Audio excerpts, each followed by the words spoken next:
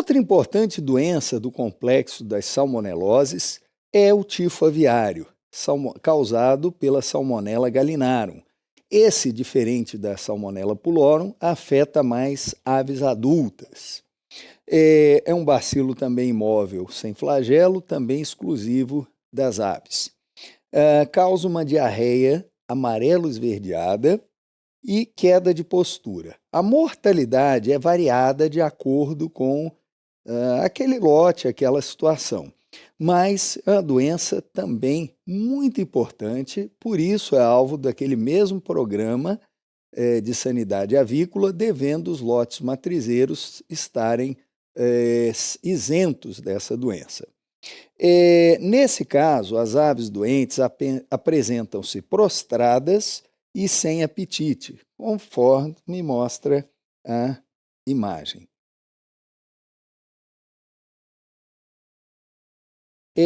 Alguns pontos são muito importantes nessa doença.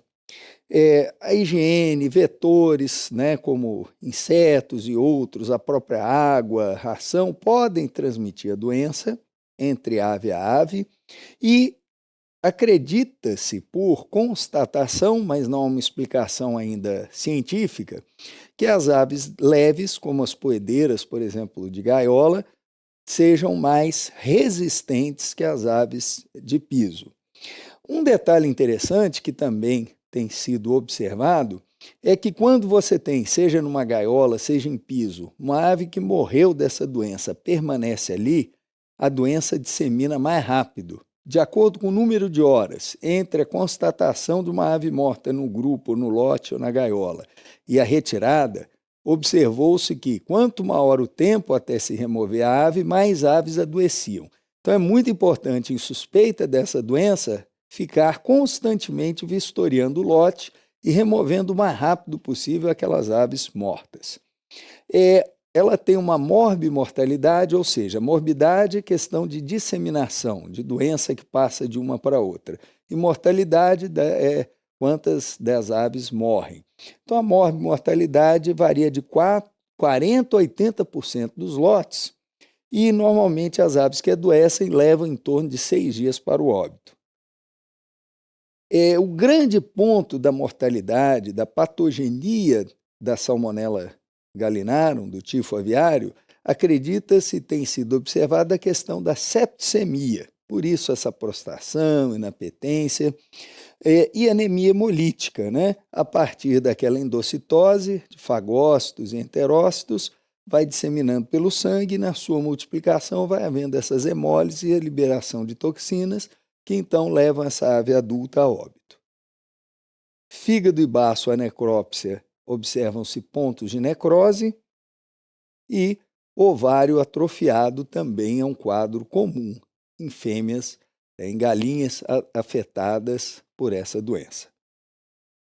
E também observamos uma congestão de órgãos internos, como baço, fígado, por causa da questão de hemácias e da anemia hemolítica, além da anemia generalizada.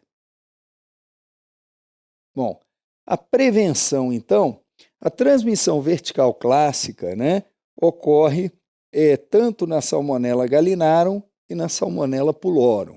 Nas salmonelas paratíficas, como a enteritidis, não é muito comum a transmissão do ovário até o ovo. Mas nós devemos pensar que a cloaca é um meio altamente contaminado. Então, o fato da bactéria estar na cloaca facilmente contamina o ovo e na eclosão contamina a prole e o meio externo também. Então, essa transmissão vertical, ela não precisa vir só do ovário, ela pode vir da própria cloaca na ovipostura, o que é um grande problema sanitário a ser considerado nessas doenças. Então, devemos lembrar que as salmonelas também elas são sensíveis ao meio ambiente, mas se tivermos matéria orgânica, que é um ponto muitas vezes esquecido, os pesquisadores observaram, a literatura diz, tal micro-organismo não resiste bem no meio ambiente. Mas quando nós olhamos em condições de campo, cheio de cama, cheio de lugares onde o micro-organismo pode se esconder, às vezes aquele superfícies gelatinosas de sujidades. Então, isso vai favorecer a prevalência, a sobrevivência desses agentes etiológicos. A higiene é muito importante e nem sempre é tão fácil em grandes galpões lembrar desses detalhes. Então, outra questão, a salmonela ela acaba sendo eliminada de forma irregular no meio externo. Então, monitoramento por amostras de secreções e excreções, às vezes fica difícil, né? Por isso que resultados negativos de coleta, por exemplo, de fezes e tal, nem sempre refletem a situação real. Por isso os exames sorológicos são muito interessantes.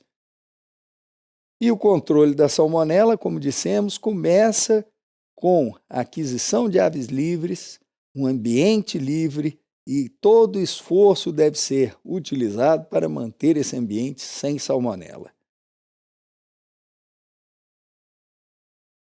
O diagnóstico, no caso também da Gallinaro, também é feito por soroaglutinação rápida, tem kits de diagnóstico específicos, podemos fazer cultura, ELISA, PCR, conforme já comentamos, para Salmonella pulorum, cultura em meios seletivos, com as mesmas questões, e aqui vemos algumas imagens de quadros de lotes que tiveram imagens de fígado, né, a necrópsia, vê-se que está com uma coloração inadequada, edemaciados, sugestivos dessa questão da anemia e da congestão devido à morte dessas células que vão depois se depositar em regiões como essa.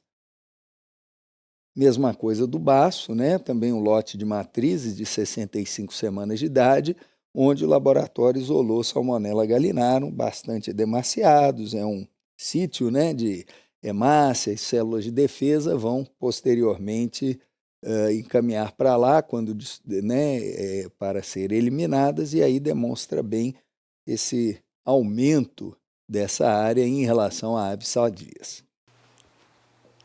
Opa! Calma aí, veterinário. Não podemos continuar passando esse vídeo por aqui, né? Por causa do conteúdo. Mas quer continuar assistindo essa aula? Faça o cadastro agora no VET Profissional.